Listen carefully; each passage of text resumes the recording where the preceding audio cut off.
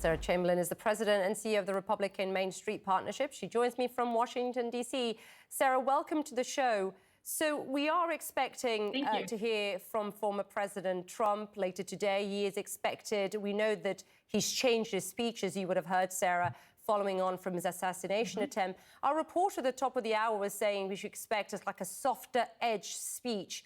What does he need to say to appeal to a wider audience here? So he needs to tone down the rhetoric because suburban women are still going to decide this election, whether it's Joe Biden or someone else on the Democratic side.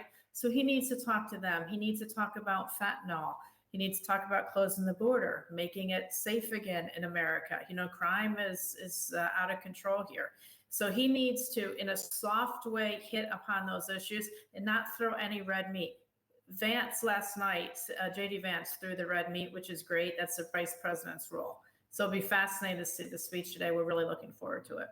And we heard from his granddaughter, I think it was yesterday, and we are starting to see those speakers present, Sarah, a more kind of vulnerable, softer side of him, where character is suddenly important. That strikes me as something, you know, he is a known entity.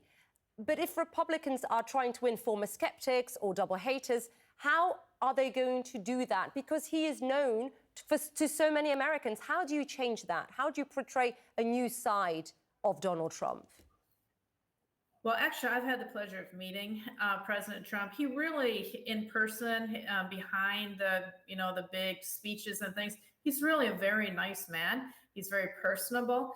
That needs to come out. I think that through the years, he's maybe thrown a little bit of too much rhetoric out there.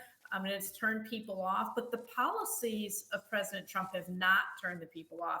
So if he can just be toned down a bit, I think maybe Saturday truly changed him. I mean, it's the first time he's come that close to death. I mean, frankly. So hopefully he'll tone it down. He'll talk about the issues that Americans care about, and he'll be able to get the suburban women back. I think that is our best option. I actually think right now he's on the path to do that. And I think that this is our time, especially with the Democrats struggling. And just on Republicans, if we focus on the Republicans, what matters? I mean, we had a little clip there talking about inflation. I just wonder if you could just open it a bit more, the conversation, in terms of what matters to Republicans. What are the issues that most people are concerned about right now?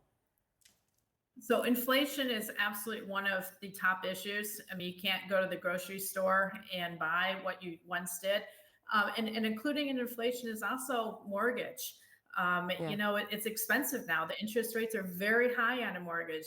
And as the gentleman you interviewed prior to me, you know, the kids, his children, they can't afford to buy homes. You know, homes are expensive here in the United States, and the mortgage rates are about 6.5%.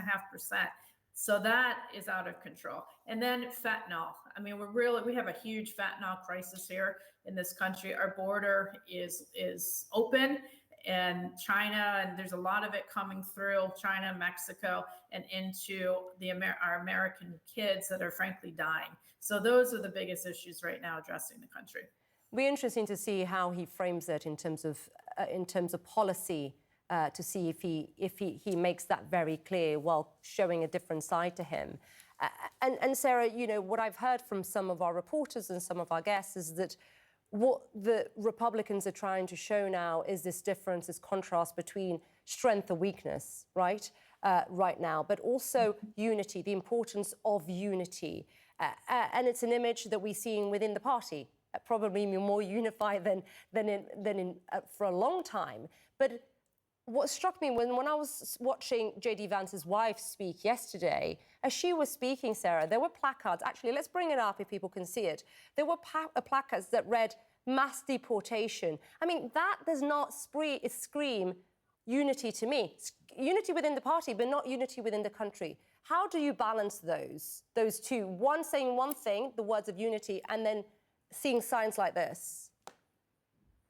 So I agree with you on that, but the vice president's role is now, I think, to fire up the base, make sure that the MAGAs are going to turn out to vote.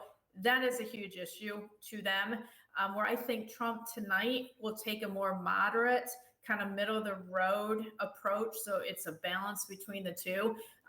I was really pleased to see Nikki Haley be invited to speak. She was not invited until after the attempt on Saturday. So I was pleased. And I know for a fact that President Trump called her directly and asked her to do that. So I think you see a balance here of Vance firing up the base and Trump going for the suburban women and trying to win the suburbs of the key states that he has to, like Michigan, Wisconsin, Arizona. I think North Carolina is also in play. People aren't talking much about that. But those are the areas that Trump has to appeal to. And we saw Kamala Harris in North Carolina, I think it was today. Sarah Chamberlain, always great to get you on the show. Appreciate it. Thanks, Sarah.